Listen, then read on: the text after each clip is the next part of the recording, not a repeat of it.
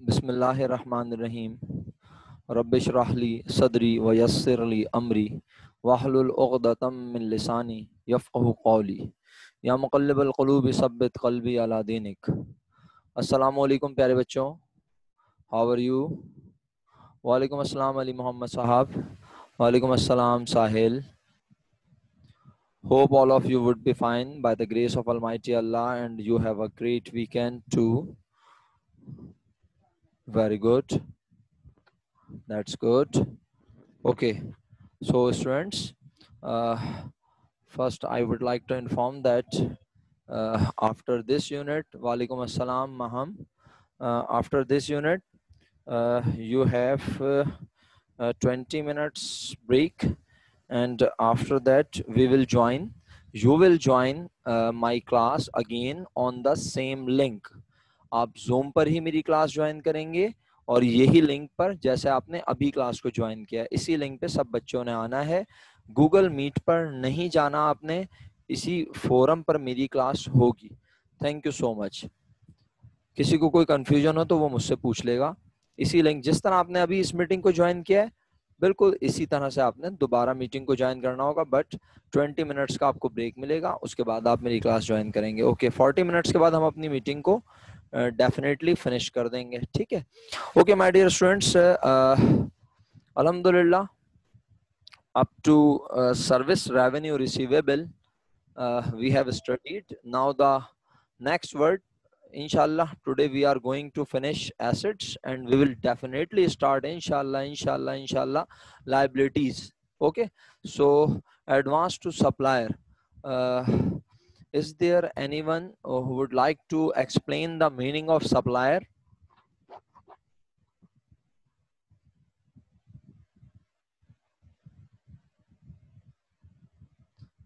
Abdul Mois Sahab, Abdul moist, आपने अपना नाम शीट पे चेक नहीं किया।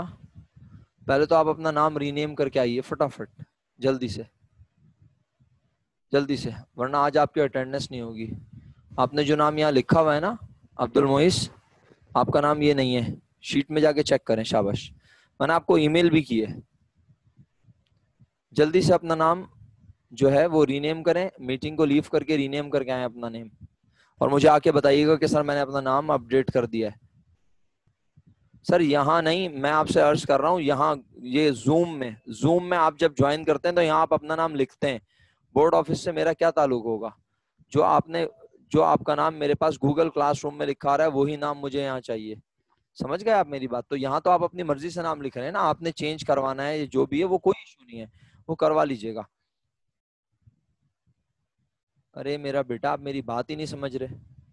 बिल्कुल गलत होगा वो, लेकिन हमारे रिकॉर्ड्स में तो वो है ना, मैं अटेंडेंस उसके मुताबिक लूंगा बस। बिल्कुल वो गलत नाम होगा, स्पेलिंग गलत होगी, जो भी है मुझे उसमें कोई एतराज नहीं है। आप मेरी पोजीशन समझिए जरा प्लीज। जब आपका नाम वो हो जाए चेंज, आप गूगल पहले कॉलेज के प्रेमिसेस में चेंज करवाइएगा अपना नेम, ताकि गूगल क्लासरूम में आपका नाम चेंज हो, फिर आप यहाँ चेंज करवाइए। बस इतनी सी बात कह रहा हूँ बेटा आपसे। थैंक यू सो मच, आप मेरी बात समझ गए। Yes my dear students, the one who supplies goods, no. मैं Qadil from whom we purchase merchandise for resale. Okay, Falak Waqar, please unmute your mic.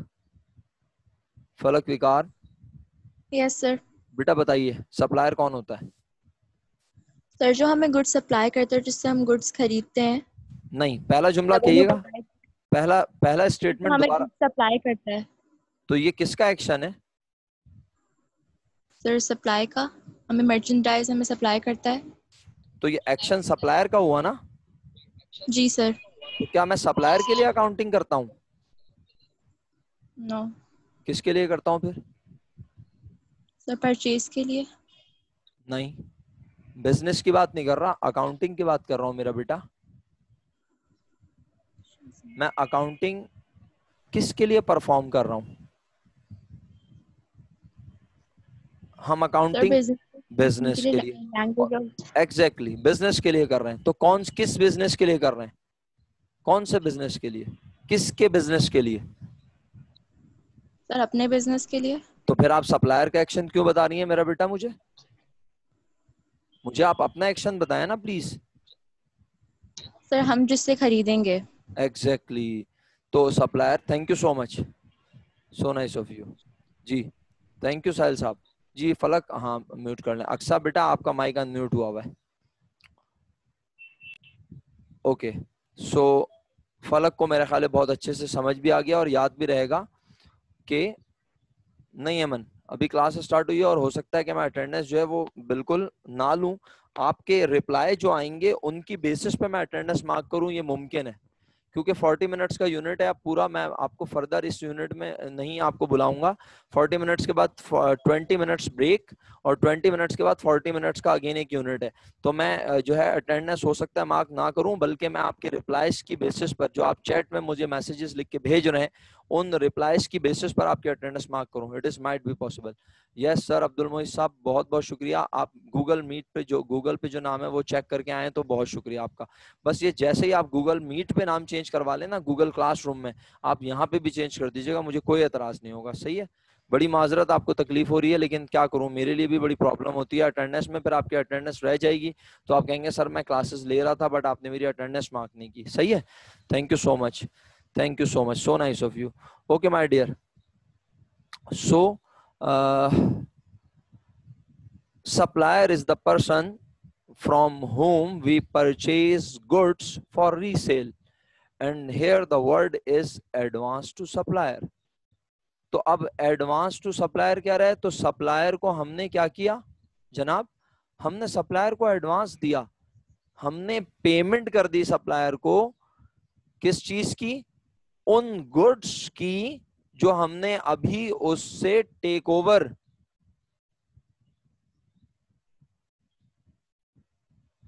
Yes exactly, जो हमने उससे अभी टेक ओवर नहीं की। इसका मतलब है पैसे तो हमारे पास से चले गए बट हमारे पास गुड्स नहीं आई, हमारे पास सामान नहीं आया। तो ये जो पैसे हमने दिए हैं, क्यों दिए हैं, दिल घबरा रहा था क्या हमारा? यस फॉर बाइंग, है ना, दिल नहीं घबरा रहा था, बल्कि हमने ये पैसे इसलिए दिए हैं ताकि वो हमें सामान प्रोवाइड करे। ठीक है, तो ये एडवांस डेफिनेटली, इस एडवांस के बदले में हमें क्या मिलेगा,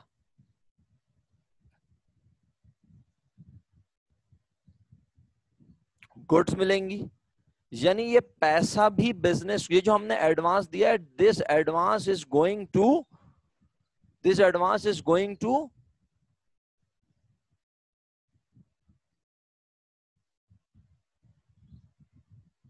बेनिफिट द बिजनेस। बिल्कुल, गिव गुड्स बेनिफिट, यानी ये एडवांस भी तो बिजनेस को क्या करेगा, क्या पहुंचाएगा। ये जो हमने किसी के पास अपने पैसे रखवा दिए हैं, ये पैसे बदले में हमें इसके गुड्स मिलेंगी, गुड्स मिलेंगी, हम बिजनेस को ऑपरेट करेंगे। इसका मतलब है ये एडवांस भी बिजनेस को पहुंचाता है फायदा। तो पहली कंडीशन पूरी हो गई। एग्जैक्टली देखें, सब लोग जो है वो, नहीं बेटा रेवेन्यू नहीं, आरिफा आपने तो बिल्कुल ही डिफरेंट बात कर दी मेरा बेटा। रेवेन्यू कहां से हो गया, मेरी आमदनी थोड़ी हुई है अभी। मैं किसी को पैसे देता हूं तो मेरी इनकम नहीं होती, मेरी आमदनी नहीं होती।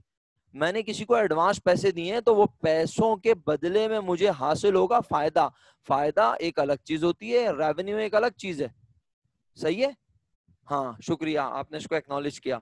तो मेरे बच्चों एग्जैक्टली सहारा क्या सर, फ्यूचर बेनिफिट, लेकिन कितना future, after 2 years, after 3 years. पहली बात तो ये कि हम किसी को एडवांस देना पसंद ही, पहली बात तो ये कि हम किसी को एडवांस देना पसंद ही नहीं करते। और अगर किसी को दे भी दें एडवांस तो हम रोजाना फोन कर करके उसकी जान खा जाएंगे कि भाई हमें माल कब दोगे, हमें गुड्स कब दोगे, हमारा माल कब पहुंचाओगे, हमें कब माल प्रोवाइड करोगे। इसका मतलब है कि हम नॉर्मली किसी को एडवांस देके एक्सपेक्ट करते हैं कि we will receive goods in near future, and that is within 10 days, 5 days, 20 days, 30 days, within 1 2 3 months। बस इससे ज्यादा हम एक्सपेक्ट नहीं करते, इससे ज्यादा लंबा हम एडवांस नहीं देते हैं आमतौर पर। जी बिल्कुल, वो प्रैक्टिकल लाइफ हो गया ना तहा नदीम साहब। अलग अलग बिजनेस लेवल पर कंडीशन अलग अलग होती हैं, तो इसका मतलब है आप प्रैक्टिकल लाइफ में जाके बात करेंगे। मुझे एकेडमिक्स में रहना है तो मैं एकेडमिक्स के लिहाज से बात करूंगा। Now we have right to receive goods. Exactly, जब हमने पैसे दे दिए आरिफा, तो अब हमारे पास एक तरीके से हक आ गया गुड्स लेने का। और अगर गुड्स नहीं मिले आरिफा, तो फिर क्या मिलेगा बताओ, बताओ आरिफा, शाबाश। If we didn't receive goods, then what we will claim to the supplier? That, yes, exactly, cash back. Aqsa, thank you so much. हम उससे बोलेंगे भाई हमारे पैसे वापस कर दो। Arifa, are you there? Arifa, आपका रिप्लाई नहीं आया, सब बच्चों का रिप्लाई आ गया मेरे पास जी। तो समझ में आई आपकी बात कि वो तो हमारे पैसे रिफंड कर देगा, वापस कर देगा। In both case this cash or this advance is going to provide benefit to our business. Exactly. हाँ देखा, आ गई ना पाकिस्तानी वाली बात। हम ना आरिफ सेड, सर अगर वो पैसे लेके भाग जाए तो ऐसे हमारा नुकसान एडवांस देने में होगा ना। जी बिल्कुल। तो ये अभी फिलहाल भागने भगाने की बातें ना करें, ठीक है। अभी फिलहाल एजम्पशन बहुत सारी हो सकती हैं। जैसे कि हमने कहा था ट्रेड रिसीवेबल में हमें कस्टमर से पैसे लेने, और अगर वो पैसे ना दे तो कंडीशन बहुत सारी लग सकती हैं। बाउंड्री बहुत बड़ी है, लेकिन मुझे पता है कि आपकी बाउंड्री अभी क्या है, तो उसी में रहेंगे हम। मैं नहीं जाऊंगा आज इधर उधर, बिल्कुल यहीं पे रहूंगा क्लास में और इसी को फोकस करूंगा, ठीक है। हम ना आरिफ, मुझे उम्मीद है आप मेरी बात समझ चुकी हैं मैं क्या कहना चाह रहा हूं। तो advance to supplier basically business को पहुंचाता है फायदा, और ये फायदा मिल जाता है within 1 year. That's why first it is called what, asset of the business, and because it provide benefit within 1 year, that's why it is called current asset of the business. Okay, the most important point in advance to supplier is the most important, as Falak Vikas said, sir, supplier is the person to whom we purchase goods. इसका मतलब है कि हमने goods जिससे खरीदनी होती हैं हम उसको ही एडवांस देते हैं। बात समझिएगा सब जरा, एडवांस टू सप्लायर की टर्मिनोलॉजी कहां इस्तेमाल हो रही है, जिससे हम गुड्स परचेज करते हैं ना उसको जब एडवांस देते हैं तो उसके लिए हम वर्ड का यूज करते हैं advance to supplier. This is most important, क्योंकि अगला जुमला जब मैं पढ़ने जाऊंगा ना तो आपको लगेगा दोनों का मतलब तो सेम है, बट दोनों के कॉन्टेक्स्ट डिफरेंट हैं। ये बिल्कुल ऐसा ही है कि एक स्कूल में भी इनकम कमाई जाती है, एक स्कूल भी इनकम जनरेट करता है, एक जनाब एक टीवी चैनल भी इनकम जनरेट करता है, और एक ग्रोसरी स्टोर भी इनकम जनरेट करता है। बट हर किस्म की, हर बिजनेस की इनकम जनरेट का नाम अलग अलग है। स्कूल वाले कह रहे हैं tuition fee income, school fee income. General store वाला कह रहा है सेल्स, वो भी इनकम है। यानी अलग अलग नामों से कॉल किया जा रहा है। तो एडवांस टू सप्लायर भी एसेट है, करंट एसेट है, और प्रीपेड जो अभी मैं यहाँ लिखने जा रहा हूँ, पढ़ने जा रहा हूँ, डिस्कस करने जा रहा हूँ, ये भी एसेट है। बट दोनों में बहुत फर्क है। दोनों हैं एसेट, दोनों बिजनेस को पहुंचाएंगे जी, दोनों बिजनेस को पहुंचाएंगे। Yes my dear students, benefit, दोनों बिजनेस को फायदा पहुंचाएंगे। लेकिन काम की बात यह है कि advance to supplier is use for goods slash merchandise. आप इसको जिस तरह भी लिखना चाहें, मैं तो अपने अल्फाज में आसान लफ्जों में लिख रहा हूं, आप जिस अंदाज से बेहतर समझे लिखिएगा। Okay, so advance to supplier का वर्ड समझ आ गया, और ये आमतौर पे यूज होता है कहां, जब हम गुड्स या मर्चेंडाइज परचेज कर रहे हैं, उसके लिए हम पहले से पैसे दे दें। एडवांस यही होता है ना, पहले से पैसे देना। ताहा बताइए, एडवांस का मतलब यही होता है ना, पहले से पैसे देना। जैसे कि हम एडवांस बुकिंग कराते हैं। एग्जैक्टली, महक आदिल ने तो वो बात कह दी जो मुझे पढ़ानी है। थैंक यू सो मच महक, इसका मतलब है अकाउंटिंग का बैकग्राउंड है महक आदिल का जी। मेरे बच्चों, अब नेक्स्ट टर्मिनोलॉजी क्या है? Next terminology is prepaid. अच्छा नहीं है, फिर भी बता दिया, जबरदस्त महक आदिल। इसका मतलब है आप माशाल्लाह बहुत अच्छा दिमाग चलने लगा है आप लोगों का। वेरी गुड, एक्सीलेंट, बहुत जबरदस्त, खुश रहिए। तो फिर प्रीपेड का मतलब क्या है? पहले तो प्रीपेड को जरा ब्रेक कर ले, मेरा ख्याल है। प्री माने, यस माय डियर, प्री माने उर्दू में बताइए। प्री माने फर्स्ट, पहले। पेड माने अदा करना, तो एडवांस माने भी पहले अदा करना, प्रीपेड माने भी पहले अदा करना, है ना। Most of you have prepaid SIM connections, prepaid mobile connections, ऐसा है ना। कुछ बच्चों के पास पोस्ट पेड कनेक्शन होंगे, उनके बिल आते होंगे घर पर, उनके पेरेंट्स उनका बिल पे करते होंगे, but most of you have prepaid connection. Prepaid connection क्या होता है मेरे बच्चों? प्रीपेड कनेक्शन ये होता है कि आप पेमेंट पहले कर देते हैं और फिर आपके पास एक बैलेंस आ जाता है और उस बैलेंस को आप करते हैं।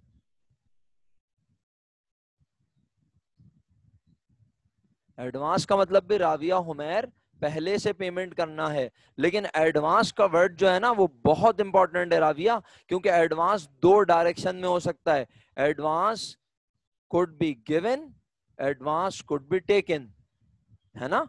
एडवांस ले भी सकते हो और एडवांस दे भी सकते हो। तो अभी हम बात कर रहे थे एडवांस टू सप्लायर, तो सप्लायर से एडवांस लेंगे तो नहीं मेरा बेटा, सप्लायर को तो हमेशा एडवांस देंगे। तो एडवांस टू सप्लायर, उस शख्स को एडवांस दिया from whom you normally purchase goods, but right now you did not purchase goods but you pay for the goods which you will receive in near future. तो आपने term use किया advance to supplier, but yes, pay before getting goods, exactly. और prepaid, pre माने पहले, paid माने अदा करना। बहुत सारे स्टूडेंट कहते हैं सर दोनों सेम तो है, एडवांस में भी पहले पैसे दे रहे हैं, पे बिफोर, बट यहाँ पे कहेंगे पे बिफोर। यस, राविया ने बहुत अच्छा सेंटेंस यूज किया, पे बिफोर। इसके लिए उन्होंने कहा पे बिफोर गेटिंग गुड्स। इसके लिए उन्होंने क्या बोला है, मैं लिख देता हूं, पे बिफोर गेटिंग गुड्स, ठीक है। और प्रीपेड के लिए आप लोग क्या यूज करेंगे बताएं? पे बिफोर, महक आदिल बिल्कुल सही जा रही है। Wajiha, whole payment in advance. बेटा होल पेमेंट हो या पार्शल पेमेंट हो, इससे कोई फर्क नहीं पड़ेगा, लेकिन काम की बात यह है, काम की बात यह है कि हम पैसे एडवांस में दे रहे हैं। आप 100 रुपीज का बैलेंस डलवाएं मोबाइल में, 500 का डलवाएं, 1000 रुपीज का डलवाएं, आप एडवांस तो दे रही है ना। कॉन्सेप्ट यही है कि प्री माने पहले, पेड माने अदा करना, आप पहले से पैसे दे रहे हैं। ओके, प्रीपेड में वी पे होल अमाउंट नहीं मेरा बेटा, ऐसा नहीं है। पे बिफोर, पे बिफोर गेटिंग सर्विसेज, बिल्कुल मैंने राविया के सेंटेंसेस को लिया है और इसको बताने में कोई मुजायका नहीं है। बहुत अच्छी बात है कि हम स्टूडेंट के वर्डिंग को यहाँ लिख रहे हैं ताकि वो भी मोटिवेट हो कि देखो मेरी वर्डिंग सर ने लिखी है यहाँ पर। सही है। तहा नईम साहब, thank you so much. Mohammad Taha Naeem साहब, आप मेरी बात समझ गए हैं तो मैं आगे बढ़ रहा हूँ। Yes, pay before getting sir, इसका मतलब है प्रीपेड कहाँ यूज हो रहा है। अब थोड़ा सा इसकी एग्जांपल देता हूँ, आप जरा देखिएगा प्यारे बच्चों। If you will get my point that we write here advance to supplier. Advance to supplier को प्रॉपर अल्फाज में मैंने लिखा है, इसके आगे मैंने कोई ब्लैंक नहीं रखा। इसका मतलब है advance to supplier. Am I audible to everyone? Yes, Abdul Mois, I think there is a problem in your internet service. So don't worry. This lecture is going to be recorded and I will share it inshallah. Don't worry my dear. सही है Abdul moist, सुन लिया ना आपने? Okay, सो मेरे बच्चों prepaid के आगे आप देख रहे हो मैंने क्या लिखा हुआ है, ब्लैंक लिखा हुआ है। तो अब प्रीपेड क्या हो सकता है, आइए जरा प्रीपेड के बारे में बात करते हैं। प्रीपेड रेंट हो सकता है, प्रीपेड और क्या हो सकता है,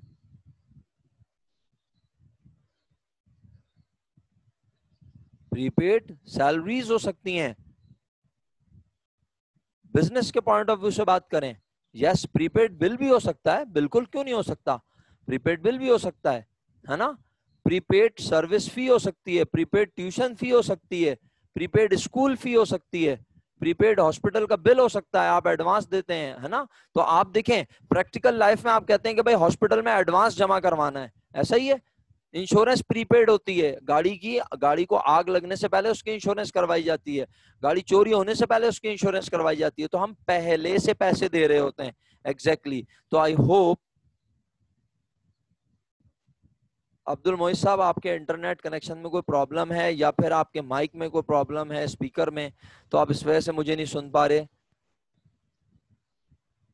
जी बिल्कुल, सर्विसेज के लिए प्रीपेड की टर्म इस्तेमाल की जाती है, ठीक है। तो अब देखें ना, रेंट में कोई सर्विस नहीं होती, बट बेसिकली आपको कोई शख्स अपना घर दे रहा है, तो इसका मतलब है वो आपको एक चीज दे रहा है यूज करने के लिए, तो ये भी एक तरह की सर्विस ही हो गई ना, ठीक है। तो आई होप आप लोगों को ये क्लियर है। अब मैं इस पे ज्यादा टाइम नहीं लगाना चाहता, हमें आगे मूव करना है। अल्हम्दुलिल्लाह दोनों का फर्क समझ आ गया, दोनों एडवांस हैं, both are advanced in normal terms. In a common language we use advance for both terminologies, but in when we pay before getting goods we use the word advance to supplier. जी मोहम्मद नदीम, मैं अपनी बात complete करते ही आपका सवाल लूंगा। And when we pay before getting services we use the word prepaid rent, prepaid salaries, prepaid commission, prepaid tuition fee, prepaid advertising. Yes ma'am, पहले आप बताइए क्या क्वेश्चन है। रेंट का मतलब ही पहले होता है। शीजा ये क्या कह रही हैं आप, रेंट का मतलब पहले कहाँ होता है, रेंट का मतलब तो किराया होता है, रेंट का मतलब पहले थोड़ी होता है मेरा बेटा। Maham said in advance we can make the whole payment or even some partial payment, and prepaid we have to pay the whole. Is the right? नहीं बेटा, ऐसा कोई कॉन्सेप्ट नहीं है। देखिए मैंने बेसिक फर्क यहाँ लिख दिया है, इसलिए प्लीज अपनी एजम्पशंस शेयर जरूर करें मुझसे, लेकिन उसके ऊपर रुक मत जाइएगा, सही है। हाँ मतलब उसके ऊपर कायम ना हो जाइएगा, अपना कॉन्सेप्ट खराब ना कर लीजिएगा कि बस ये अपनी पास से एजम्पशन बना ली और बोला हाँ यही है। पे बिफोर गेटिंग गुड्स, पे बिफोर गेटिंग सर्विसेज, ये है कॉन्सेप्ट। बेटा आप पूरे पैसे दे दो मेरा बच्चा, या आप हाफ पेमेंट करो या आप क्वार्टर पेमेंट करो, इससे कोई फर्क नहीं पड़ता। मैं फिर कह रहा हूं, आप सप्लायर को 1 लाख रुपीस की गुड्स खरीदने गए, आप पूरे 1 लाख रुपीस देकर आ जाओ, आप 10,000 देकर आओ, आप 5,000 देकर आओ, आप 50,000 देकर आओ। इसी तरह आपने रेंट जो है पूरे महीने का एडवांस दे दिया, पूरे साल का दे दिया, 2 महीने का दे दिया, 3 महीने का दे दिया, 6 मंथ्स का दे दिया, दैट अमाउंट इज प्रीपेड। आपने अपने एम्प्लॉय को सैलरी जो है वो पूरे 1 महीने की पे कर दी, 10 डेज की एडवांस दे दी, 3 मंथ्स की एडवांस। सर क्यों दे दी एम्प्लॉय को सैलरी एडवांस? अरे भाई उसकी वालदा की तबीयत खराब है, वो आके बोल रहा है कि मुझे सैलरी एडवांस में दे दें सर, तो हम उसे धक्के मार के बाहर निकाल दें? नहीं ना प्यारे बच्चों, हम उसे क्या देंगे, एडवांस सैलरी देंगे। That means when we pay to our employ before taking his services, हमने सर्विस तो नहीं ली ना एम्प्लॉय से अभी तक, उससे काम तो नहीं करवाया, but we are giving amount as an advance. So when we pay advance salary to our employ we use term prepaid salaries. English में हम उसको एडवांस ही बोल रहे हैं, बट अकाउंटिंग की टर्म में हम उसे कह रहे हैं प्रीपेड सैलरीज। अब क्लियर है? Exactly Arfa, Arman, prepaid paid for in advance for products और services. Sir prepaid expenses are expenses paid for in advance for products and services, products ना यूज करें तो बेहतर होगा।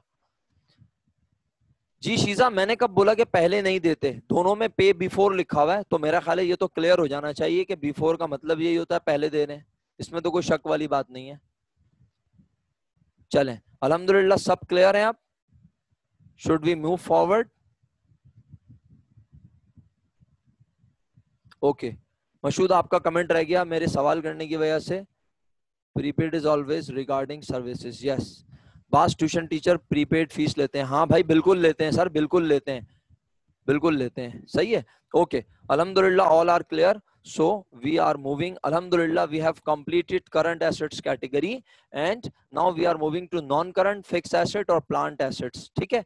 अब ये क्या होते हैं अल्हम्दुलिल्लाह, जल्दी से मुझे बताएंगी Areeba. Areeba are you there? Please unmute your mic Areeba. Areeba please unmute your mic. बस ये समझ ले, मैं जिसका नाम लूंगा वो अनम्यूट नहीं करेगा या मैसेज नहीं करेगा तो वो एब्सेंट है, इसका मतलब है वो सो रहा है घर पे। तो बेटा अनम्यूट करें माइक, मैं कितनी बार बोलूं आप लोगों को, इस तरह क्लास का टाइम वेस्ट होता है ना, हम आपको पार्टिसिपेट नहीं करवाएंगे। नहीं हो रहा, अब करके देखें।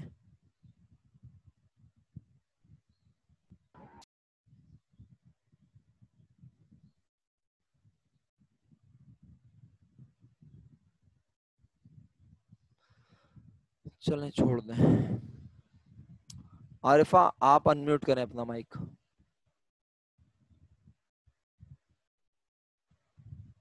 आरिफा अनम्यूट कीजिए अपना mic, please unmute your mic. Yes sir. जी आरिफा मुझे बताइएगा करंट एसेट्स की डेफिनेशन क्या थी? सर लॉन्ग टर्म जो इन्वेस्टमेंट होती है बिजनेस की मोर देन अकाउंटिंग पीरियड, मेरा वो बेटा मेरा मेरा क्वेश्चन क्या है? नॉन करंट एसेट्स की definition.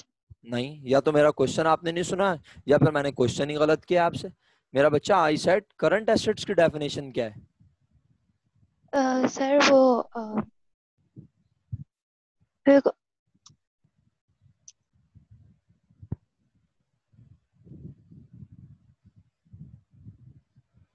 Ji Arifa, Arifa are you there? Sir मेरी आवाज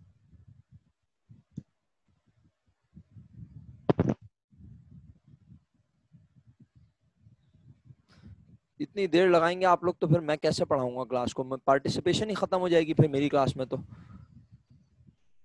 आप लोग अपने प्रॉब्लम्स को क्यों नहीं सॉल्व करते? तो जी बोलिए आरिफा। सर वो एसेट्स मतलब जो कैश में कन्वर्ट हो जाते हैं। जी मैंने डेफिनेशन लिखवाई है करंट एसेट्स की आपको। मैंने जो डेफिनेशन बताई थी वो लिखे हुए। Sahil please unmute, mute your mic. Sahil please mute your mic. Yes thank you. जी आरिफा, मैंने करंट एसेट्स की डेफिनेशन लिखवाई थी बेटा, वो पढ़ के सुना दें। Current assets are easily converted into cash assets which we use for a time period in our business. Assets which we use For a time period in our business. For a time period, वो time period define नहीं किया। For a time period तो time period है within A 1 year. 1 year, yeah, thank you so much. 1 year counting period. तो जब, thank you so much, please mute your mic. So when the condition of current asset is within 1 year, that means fixed long term, and non current assets condition is for more than 1 year। सही है, thank you so much. मैं देखें इतने सारे लोगों को मौका नहीं दे सकता, I am very much thankful. आप सब लोग पार्टिसिपेट करना चाहते हैं बट क्या करूं, मेरे लिए भी थोड़ा सा वो है कि मैं किस तरह से आप लोगों को मतलब करूं, वरना फिर 40 मिनट का यूनिट है वो ऐसे ही खत्म हो जाता है बिल्कुल। हमने 2 टर्म पढ़ी हैं अभी तक, ठीक है। तो मैं इंशाल्लाह जब फिजिकल क्लासेस स्टार्ट होंगे डेफिनेटली मैं आप लोगों को मौका दूंगा। तो non current assets are those assets which will provide benefit to our business more than 1 accounting period. और वो 1 मोर देन 1 में आप कंडीशन क्या है, कितना, चाहे वो 2 years हो, चाहे वो 2 अकाउंटिंग पीरियड हो, चाहे वो 5 अकाउंटिंग पीरियड हो, चाहे वो 200 अकाउंटिंग पीरियड हो। मतलब नहीं समझ आया भाई? वो बिजनेस के एसेट्स जो बिजनेस को फायदा पहुंचाएं, वो चीजें जो बिजनेस को फायदा पहुंचाएं 1 साल से ज्यादा अरसे तक। तो सर कितना अरसे तक? मसलन 20 साल, 25 साल, 50 साल, 100 साल, 150 साल, 200 साल। भाई बस बिजनेस को 1 साल से ज्यादा फायदा पहुंचाएं, ये है कंडीशन। फायदा 1 साल से ज्यादा हो, अब चाहे वो 1.5 साल हो, 2 साल हो, 5 साल हो, 20 साल हो, 25 साल हो, हमें उससे गर्ज नहीं है। All those items which will provide benefit to business more than 1 accounting period are called non-current, fixed asset और plant asset. Number 1 is land. Okay. अब लैंड क्या होती है? अल्हम्दुलिल्लाह सब जानते हैं, जमीन। जमीन बिजनेस में हम क्या करते हैं? इस्तेमाल। बिजनेस को क्या करती है? पहुंचाती है। Are you there? Yes, benefit. और लैंड का बेनिफिट, लैंड वो Wahid, land is the only asset on the earth which will provide benefit before doomsday. ऐसा ही है, कयामत के आने तक जमीन पहुंचाती रहेगी। मेरा बेटा वजीहा, मैं कह रहा हूं, हाँ, लैंड वो Wahid, land is the only asset on the earth which will provide benefit हमको, यानी ये बिजनेस को फायदा पहुंचाएगी ना। हम तहा अपने लिहाज से तो बात ही नहीं करते, हम बिजनेस के पॉइंट ऑफ व्यू से बात करते हैं। तो अगर हमारे पास बिजनेस में लैंड है तो वो लैंड डेफिनेटली बिजनेस को पहुंचाती रहेगी फायदा। कब तक? तो भाई हम खत्म हो जाएंगे, हमारा बिजनेस खत्म हो जाएगा, लेकिन जमीन फायदा पहुंचाती रहेगी। कब तक? जब तक कि कयामत ना आ जाए। बीइंग अ मुस्लिम हम यही मानते हैं, है ना, टिल डूम्स डे। एग्जैक्टली, क्या ख्याल है? ता कयामत, बिल्कुल सही। तो आगे बढ़ूं, तो इसका मतलब है जमीन जो है वो लंबे अरसे तक फायदा पहुंचाती रहती है। कोई बच्चा बोले sir agricultural point of view से क्या कहेंगे, तो मैं कहूंगा हाँ, एग्रीकल्चरल पॉइंट ऑफ व्यू से जमीन की लाइफ होती है, एक खास वक्त तक जमीन जो है वो फर्टाइल होती है, उसकी फर्टिलिटी रहती है, फिर एक वक्त के बाद खत्म हो जाती है। लेकिन मैं एग्रीकल्चरल बिजनेस की अकाउंटिंग नहीं पढ़ा रहा, तो क्यों हम बाउंड्री से बाहर निकलें? We should remain in our boundary, and that is trading and service business. So for our point of view land is our non current asset. Is it clear? Building पे चलें जल्दी से। बिल्डिंग भी business में क्या करेंगे? Building क्यों खरीदते हैं भाई? बेचने के लिए। Why we purchase building?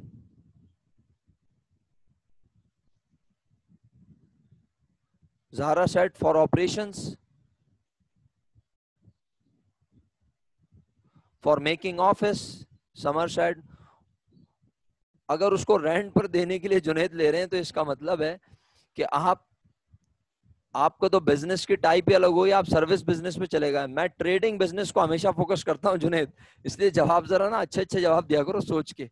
सही है? नहीं एमन, हमने ना उसे रीसेल के लिए खरीदा है और ना उसे रेंट देने के लिए खरीदा है, बल्कि उसे हमने अपने बिजनेस में यूज करने के लिए खरीदा है। हमने जो बिल्डिंग परचेज की है, हम वहां ऑफिस बनाएंगे, ठीक है, हम उस बिल्डिंग के किसी फ्लोर को गोडाउन के तौर पे यूज करेंगे, हम वहाँ प्रोडक्ट्स ला के रखेंगे, हम वहाँ दुकान बनाएंगे, हम अपनी शॉप बनाएंगे। इसका मतलब है हम अपने बिजनेस के लिए बिल्डिंग परचेज कर रहे हैं, तो वो बिल्डिंग हमारे बिजनेस को पहुंचाएगी। वो एक अलग बात है कि बाद में हम उसको रेंट पर देके एक फ्लोर उससे इनकम भी जनरेट करें, लेकिन बेसिकली अभी हम उससे डायरेक्ट कोई इनकम जनरेट नहीं करेंगे, बल्कि हम उसको बिजनेस के कामों में करेंगे इस्तेमाल। बिजनेस को प्रॉपरली जो है परफॉर्म करने के लिए वो जगह बिजनेस को पहुंचाएगी फायदा। कैसे हम उस जगह को इस्तेमाल करेंगे ना, वो हमारा ऑफिस होगा, हमारी लोकेशन होगी, हम लोगों को बताएंगे हमारा ऑफिस यहाँ है। इसका मतलब ये हुआ कि बिल्डिंग हमारे बिजनेस को क्या पहुंचाएगी? फायदा, बेनिफिट। तो बिल्डिंग हमारा पहले है क्या? जल्दी जवाब दें सब बच्चे। मैं फिर ये बात मेंशन कर दूं कि आप सबके रिप्लाईज बहुत इंपॉर्टेंट हैं, क्योंकि मैं आपके attendance on the basis of your replies mark करूंगा। ये बात मैं पहले भी कह चुका हूं। यस, पहले एसेट और फिर हमारा नॉन करंट एसेट। एग्जैक्टली, शुक्रिया। पहले asset and then non current asset. सही है। फिक्स एसेट जो है थोड़ी ऑब्सोलीट टर्मिनोलॉजी है, थोड़ी पुरानी हो चुकी है, तो कोशिश करें सबसे पहले जो मैंने लिखा है यहाँ पर, क्या? नॉन करंट एसेट, ये वाला वर्ड यूज करें। फिक्स एसेट थोड़ी सी ऑब्सोलीट, थोड़ी सी पुरानी हो गई है, टर्मिनोलॉजी खत्म नहीं हुई है अभी तक, बट नॉन करंट ज्यादा अच्छी है। ओके, आगे बढ़ूं? सही है। तो मशीनरी, मशीनरी भी बिजनेसेस में क्या करने के लिए ली जाती है बताइए? एग्जैक्टली, लॉन्ग टर्म भी कहते हैं इसे, लॉन्ग टर्म, शॉर्ट टर्म ये है। सही है हेमन? हेमन मेरा बेटा, आपने कहा ना लॉन्ग टर्म सर, तो मेरा बच्चा ये देखो, ये सारे हैं करंट एसेट को कहते हैं शॉर्ट टर्म। शॉर्ट टर्म का मतलब विद इन 1 ईयर, 1 ईयर और विद इन 1 ईयर, ये शॉर्ट टर्म एसेट्स हैं।